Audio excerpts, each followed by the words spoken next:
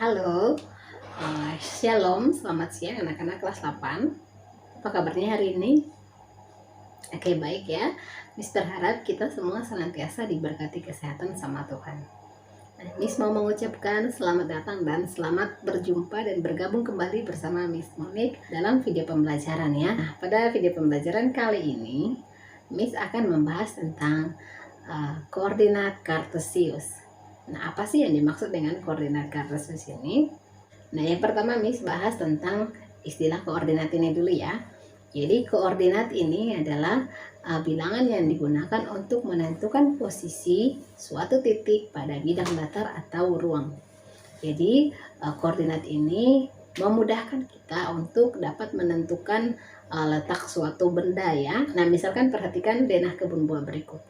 Nah, di denah kebun buah ini kita lihat bahwa denah kebun buah ini digambarkan dengan menggunakan sistem koordinat, di mana letak suatu tempat dinyatakan dengan baris dan kolom ya. Nah, kita lihat yang pertama, letak kebun apel itu ada pada baris ketiga kolom C. Yang kedua, letak kebun mangga itu ada pada baris kelima kolom E ya. Nah, kebun yang ketiga, kebun jeruk, itu terletak pada baris pertama kolom F ya.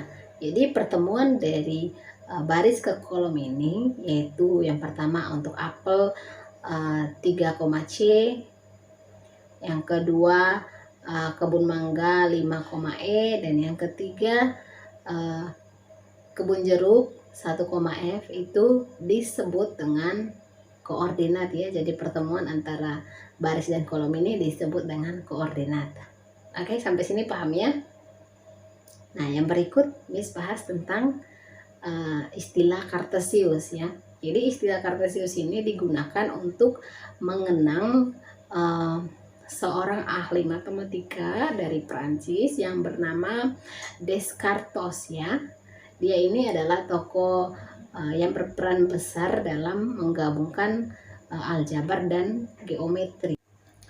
Nah, jadi pada sistem koordinat kartesius ini dibentuk oleh dua buah garis berpotongan tegak lurus ya. Garis yang pertama itu garis mendatar atau horizontal. Nah, ini disebut dengan sumbu X atau absis ya. Nah, garis yang kedua yaitu garis vertikal ya. Itu disebut dengan sumbu Y atau ordinat. Nah, di sini untuk sumbu X, jika kita bergerak dari titik pusat 0 ke kanan ke arah sumbu X, itu nilainya positif. Sedangkan kalau kita bergerak ke kiri, ya, ke arah sumbu X itu nilainya negatif. Nah, kalau untuk sumbu Y, kalau kita bergerak ke atas ke arah sumbu Y itu nilainya positif. Sedangkan kalau kita bergerak ke bawah ke arah sumbu Y itu nilainya negatif ya. Jadi pada titik-titik dalam bidang koordinat kartesius ini ditentukan dengan pasangan bilangan real X dan Y atau biasa ditulis dengan X, Y ya. Oke, jadi pada bidang koordinat kartesius ini juga dibagi menjadi 4 bagian ya. Nah, bagian yang pertama itu disebut dengan kuadran 1, yang kedua kuadran 2, yang ketiga kuadran 3, dan yang keempat kuadran 4.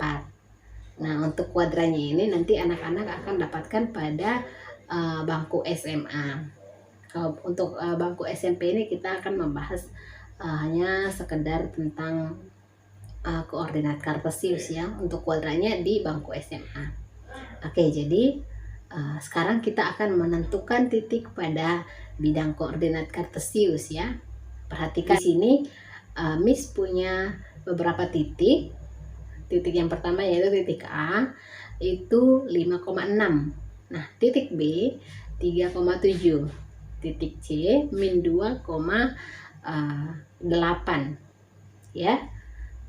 Nah, untuk menentukan titik A 5,6 ini kita mulai dari titik pusat 0 ke arah kanan sumbu X ya, sebanyak 5 langkah Selanjutnya kita lihat bahwa ordinatnya bernilai positif, berarti kita lanjutkan dengan melangkah ke atas ke arah sumbu Y sebanyak 6 langkah ya.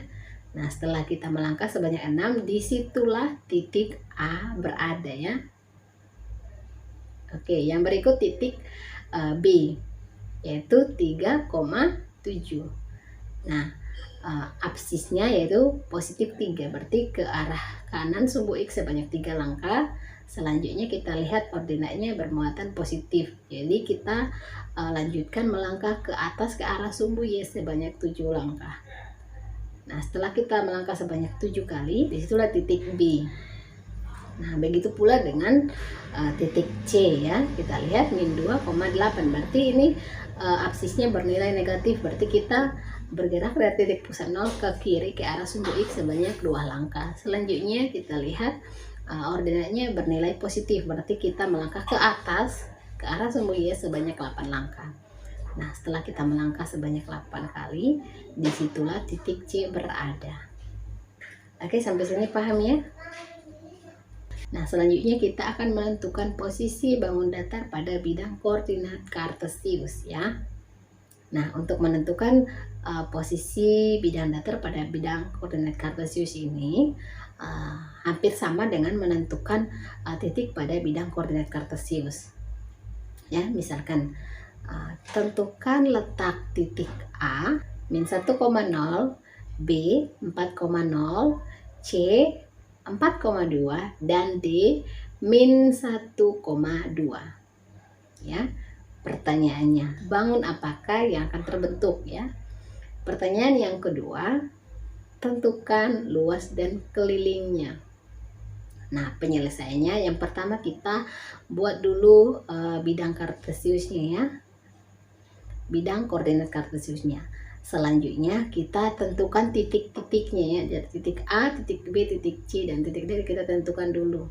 Nah, setelah kita tentukan titik-titiknya, kita gabungkan titik-titik dari titik A ke B, titik B ke C, titik C ke D, dan titik D ke A. Setelah kita gabungkan, akan terbentuk sebuah bangun persegi panjang A, B, C, dan D ya. Nah, sampai sini kita akan menjawab di pertanyaan yang kedua, karena pertanyaan yang pertama kita sudah temukan ya, yaitu bangun yang terbentuk adalah bangun persegi panjang ABCD. Nah, selanjutnya untuk menjawab pertanyaan yang kedua kita akan menghitung luas dan kelilingnya. Nah, kita lihat di sini panjang bangun datar ini adalah 5 satuan ya, sedangkan lebarnya itu 2 satuan panjang. Nah, yang pertama kita tentukan kelilingnya. Nah, rumus menghitung keliling yaitu 2 kali buka kurung panjang ditambah lebar ya, sama dengan keliling sama dengan 2 kali 5 tambah 2 berapa? 7 ya, jadi 2 kali 7 sama dengan 14. Jadi kelilingnya itu 14 satuan panjang ya. Sedangkan luasnya, rumus untuk menghitung luas persegi panjang ini adalah panjang kali lebar. Nah, di sini panjangnya 5 satuan dan lebarnya 2 satuan panjang, berarti luasnya sama dengan 5 kali 2 10 satuan luas ya. Jadi luas dari bangun persegi panjang ini adalah 10 satuan luas. Oke, sampai sini paham ya? Nah, tugas anak-anak bisa dilihat pada halaman 43 ya. Nomor 1 ya, nomor 1 aja. Itu tugas anak-anak. Oke, sampai sini paham ya? Oke, jadi materi kita Miss cukupkan sampai sini. Pertemuan selanjutnya kita akan membahas tentang bagaimana menentukan posisi titik terhadap titik asal 0,0 dan titik tertentu A, B. Ya. Oke, sampai jumpa di pertemuan berikutnya. Shalom.